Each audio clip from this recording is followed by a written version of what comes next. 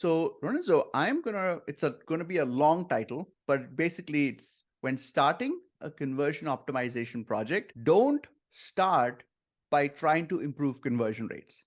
And I know it's a mouthful, but it's also very counterintuitive because why else would you do a conversion optimization project? I'm gonna talk about an analogy or a mental model that I find very effective. So imagine you are known for throwing incredible dinner parties. And every 6 months, you throw a dinner party and you invite hundreds of people, 100 people over. And people in society, people in your circle just love these dinner parties. The food is incredible and everyone enjoys themselves, great conversations. And you have data on the perception that people have or the feedback people have on your food. It's anonymous data, and 60% of people really like the food, which tells you that 40% of people actually didn't like the food. Now, it's a dinner party, you're inviting people over, so no one's going to come to your face and say the food sucked, right? So you are stuck with this metric of 60% satisfaction rate. Now, you're a very competitive person. You want your satisfaction rate to be 95%. Now, how would you go about improving this conversion rate? So I'm using the conversion rate analogy to describe a dinner party. Now, the wrong thing to do would be to say, before I do this. So the thing is that the 40% of people that aren't satisfied, through intuition, are able to figure out that, look, maybe people aren't satisfied because some people might be vegetarians. I have a non-vegetarian menu. Some people could be gluten-free. Some people could be kosher. Some people might not have dairy. But I don't know who those people are, that what their concerns are. And so I'm giving just one food item to everyone. Now, one way to improve conversion rates is you could say, I'm going to redesign my menu and I'm going to remove dairy, I'm going to remove gluten, I'm going to remove non-kosher items. The problem is you are now resetting the entire thing. So it's possible that some of the people that were liking the meal previously now don't like it. And this is what I mean by the challenge for the conversion optimizer is you don't want to screw the conversion rates that are happening right now. So you have to protect the 60%. Now, how would you do that in a dinner party? Well, what you would do is first of all, you would pay very close attention to how people behaved when the food is placed in front of them. So, for example, if they hesitate to start eating, maybe they have apprehension about, hey, is there any pork in this? Or is there any gluten in this? If they move the plate away, then that's another signal that they have concerns. So what you then do is, instead of taking a loudspeaker and making an announcement and embarrassing them, you walk up to them and you whisper in their ear and say, could I bring you a substitute? And they could say something like, I'm actually dairy free right now, or I'm gluten free. And you immediately switch out that meal and you give them exactly what they're looking for. And now your satisfaction level is much higher. Now, you might say, I know you're going crazy saying, Rishi, what is your punchline? I want to talk about that this is exactly the strategy you must use on your website. And the idea is that if your conversion rate is 4%, you don't want to disturb that conversion rate. This is why I don't like redesigns. Don't redesign your product page, don't redesign your funnel, and don't redesign your damn website.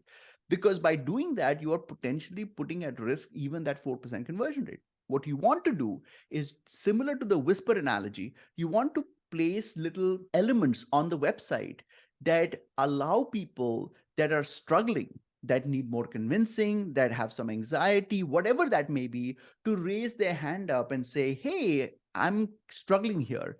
Then you can have a private conversation with them, just like in the dinner party, and you're only disturbing those people without ruining the party for the people that were looked at the meal and said, oh, this is delicious, right? So that's all I'm going to say. I'm not going to give a solution on how to design this or talk about it. What I want to say is this: for anyone who's listening to this video, if you listen to this and say, hey, you know what, this is a really interesting analogy. I want to understand practically how would I do this on my website. Write us a comment or give us a thumbs up, and I will then be able to show you an example. But for now, I just wanted to talk about this mental model. So, okay, Lorenzo, I know it's a very crazy idea. Nobody expects us to talk about dinner parties. What are your thoughts? So two thoughts. The first one is, how the hell do you come up with analogies? Seriously, Rishi, you need to share the process with everybody that you use every time, because also you come up with analogies for writing copy. So how the hell did you come up with this one? That's my first question. Drugs. The second one is one thing that we also need to mention is that oftentimes redesigns are emotional decisions that CEOs or executives come up with, right? Yeah. And oftentimes, other executives are still kind of attached to the current design. So I think what you're talking about, the approach that you're talking about, is a great way not to make a revolution on a page. And the typical example is Amazon, right? If you go on Wayback Machine, which is the tool that allows you to see how a website changes over the year, and you put Amazon.com and you compare how Amazon looks like today versus 20 years ago, yeah, sure, there are differences, because also, like, nobody will have, unless you're Craigslist, nobody would have a website that looks like from the beginning of the 2000, right?